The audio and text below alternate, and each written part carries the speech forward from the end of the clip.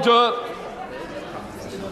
I want to get this question over with. All you're doing is ensuring it goes on forever. Quick question.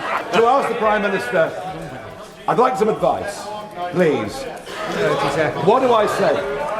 Oh, they really are panicking, aren't they?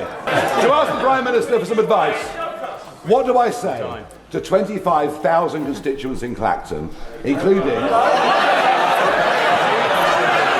Ever witnessed a political underdog leave seasoned leftists speechless? Prepare for a jaw-dropping showdown as Reform's chairman enters the lion's den of live TV debate. In a display of raw intellect and unwavering conviction, watch as he systematically dismantles the arguments of a smug left-wing panel. But the real fireworks are yet to come. Stick around for the moment that leaves even the most articulate panelists fumbling for words. And what he should say to the people of Clacton when he finally finds Clacton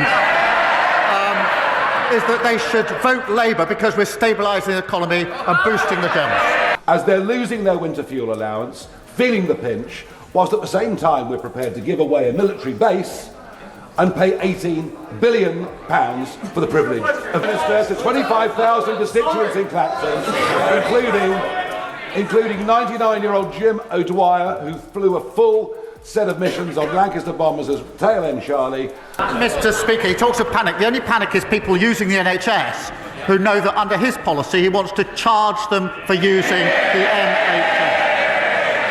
Before we move on, I'd like to ask you a small favour. If you appreciate this content, please take a second to like this video and subscribe to the channel. Over 98% of you watch the videos without subscribing. It costs you nothing, but it makes a huge difference to us. So, did you click the subscribe button? Great, thank you so much. Now, back to the video. The Reform Chairman's journey to this high-stakes debate is anything but conventional.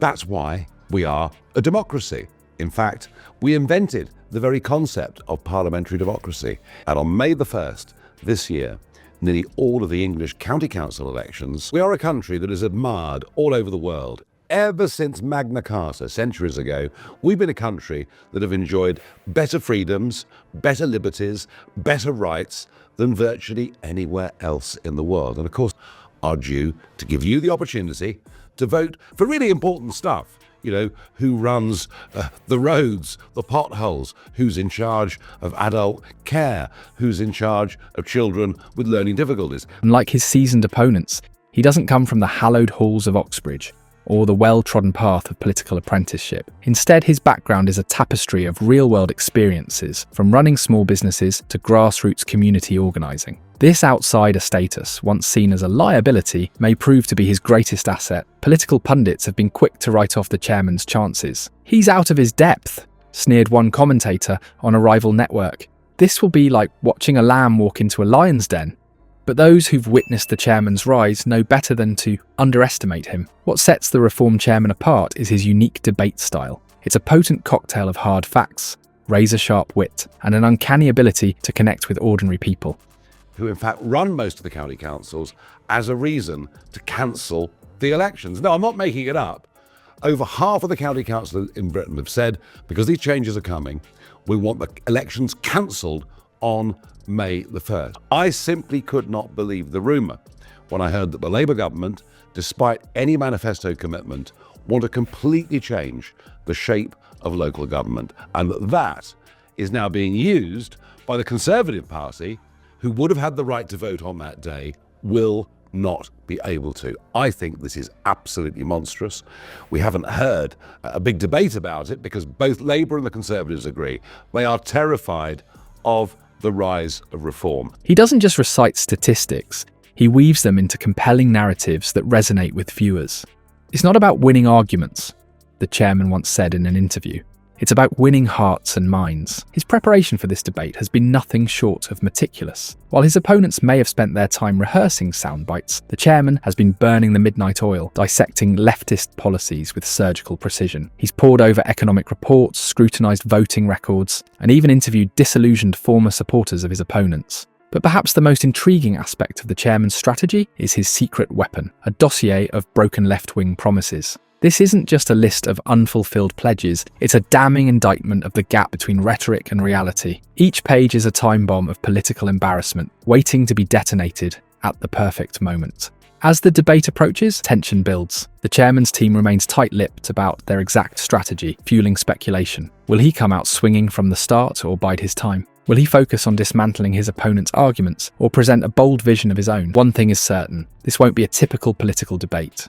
The Reform chairman isn't playing by the established rules, he's rewriting them. His arsenal is loaded not just with facts and figures, but with the frustrations and hopes of countless voters who feel left behind by the political elite. As the left-wing panel takes their seats, the air crackles with tension. These seasoned politicians, each a veteran of countless debates, exude an air of smug confidence. But little do they know, they're about to face a storm that will shake their very foundations. The Reform chairman, armed with facts and the frustrations of forgotten voters, launches his first salvo. It's a precision strike, targeting the Labour Party's flip-flopping on Brexit. The panel's initial composure begins to crack. Shadow Chancellor Rachel Reeves, known for her cool demeanour, shifts uncomfortably in her seat. Her eyes dart left and right, searching for an escape route that doesn't exist. As the debate heats up, the left-wing politicians fall back on their well-worn tactics.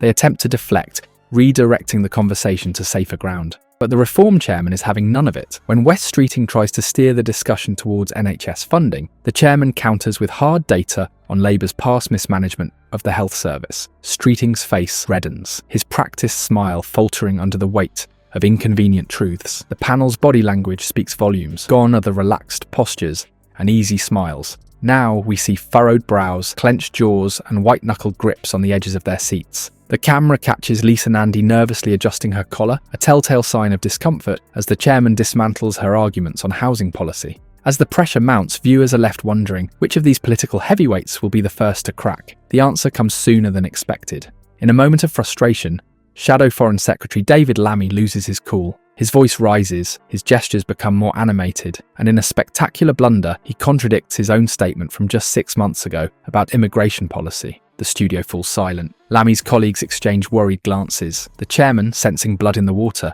presses his advantage. He calmly recites Lammy's previous statement, word for word, leaving the Shadow Foreign Secretary sputtering and backtracking. But this is just the beginning. As the left-wing panel scrambles to regain control of the narrative, the Reform chairman hints at an even bigger revelation to come. The atmosphere in the studio becomes electric. What bombshell could possibly top this? As the dust settles on this explosive debate, the Reform chairman's final revelation leaves the leftist panel speechless and the studio audience in uproar. The shocking exposé of Labour's internal memos, detailing their plans to renege on key manifesto promises, has sent shockwaves through the political landscape. This isn't just another political squabble, it's a seismic shift in the way we view our elected officials. The implications of this debate are far-reaching. It's not just about one party's failings, but a stark reminder of the rot that's set into our political system. The public's trust, already hanging by a thread, has been further eroded. But perhaps this is the wake-up call we needed. It's time for voters to shed their political tribalism and start demanding real accountability from all sides. As the cameras cut away, one can't help but wonder, will this be the catalyst for change, or just another scandal swept under the rug?